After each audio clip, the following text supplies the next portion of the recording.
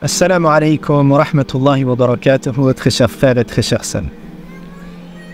Lorsqu'on cherche les meilleures invocations, nous l'avons dit dans une précédente vidéo et vous le savez évidemment, on se réfère au Coran.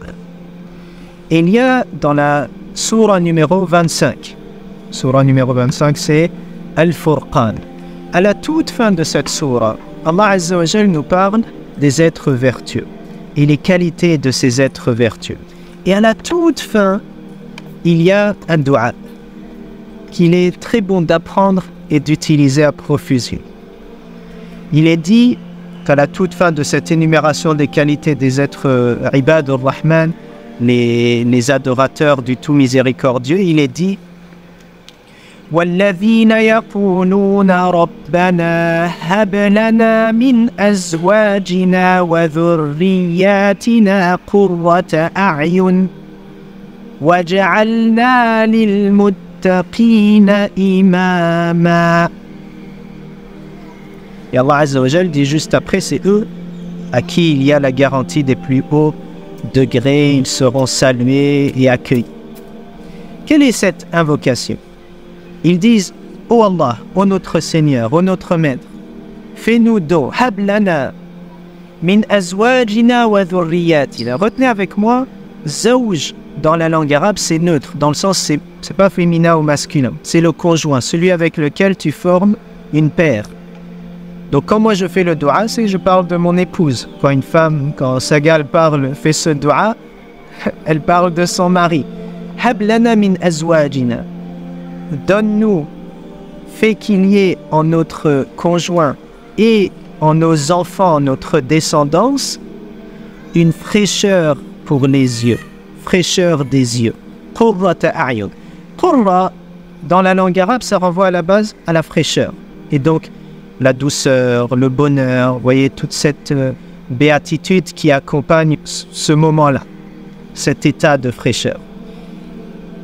Et donc, lorsqu'on dit la fraîcheur des yeux, c'est pour dire ce qui va te rendre pleinement heureux. Et aussi, qurratul ayn. Qurratul ayn, c'est cette larme de joie. Vous voyez, lorsqu'on est plein d'émotions et qu'on verse une larme, tellement on est dans la joie et le bonheur et la reconnaissance et la gratitude. Donc, fait qu'il y ait en nos conjoints, en nos enfants, cette fraîcheur des yeux, ces larmes qui débordent de joie lorsqu'on est avec eux en leur présence. Et je fais un lien dernièrement, mon fils Adam, hafidhahullah et hafidha abna'ana jami'an, que Dieu le préserve et préserve notre descendance à tous. Il avait fini une sourate al-Muddathir, et la prof était contente de lui, elle a écrit « Ja'alaka Allahu qurrata aynin li walidayk » que Dieu fasse en sorte que tu sois cette fraîcheur des yeux pour tes parents. Et je fais le lien pour dire que ce qui fait que on est dans la joie, la béatitude, la sérénité la plus grande en présence de notre famille, c'est lorsque nous sommes ensemble connectés à Allah subhanahu wa ta'ala et au Coran. Lorsqu'on est ensemble dans cette voie de l'adoration, dans cette voie de la taqwa, dans cette voie de vivre selon ce qui plaît à Allah et son messager, on sera dans cette fraîcheur des yeux. Puis, ils font une demande. Ij'alna lil muttaqina imama. Vous voyez, l'ambition, il faut toujours être ambitieux lorsqu'on fait des invocations. Le prophète dit par exemple, lorsque vous demandez le paradis, demandez le plus haut degré, demandez le firdaus. Et bien là aussi, dans cette vie, les Ibadur Rahman, les serviteurs complets du tout miséricordieux, ils disent « Fais de nous des imams, des leaders, des modèles, pas pour la masse et le musulman, la musulmane lambda, pour al-muttaqin, pour ceux qui ont la conscience intime de ta présence. Fais en sorte que nous soyons des leaders et des modèles pour ces êtres si pieux et si vertueux. » En arabe, le mot imam, il vient de ce qui, vous voyez le moule, lorsqu'on veut comme ça modeler quelque chose. Et donc l'imam, c'est un modèle, on le prend comme exemple, on marche sur ses pas. Oh Allah, fait que nous soyons de ces êtres qui sont comme ça au devant de la file.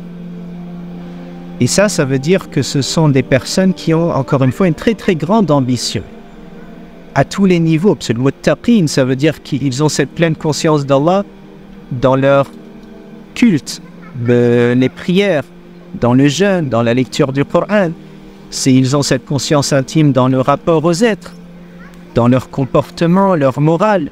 Et donc si tu veux être l'imam et le modèle de ces gens qui ont la taqwa, ça veut dire que tu vas faire énormément d'efforts à tous les niveaux de ce mode de vie de l'islam.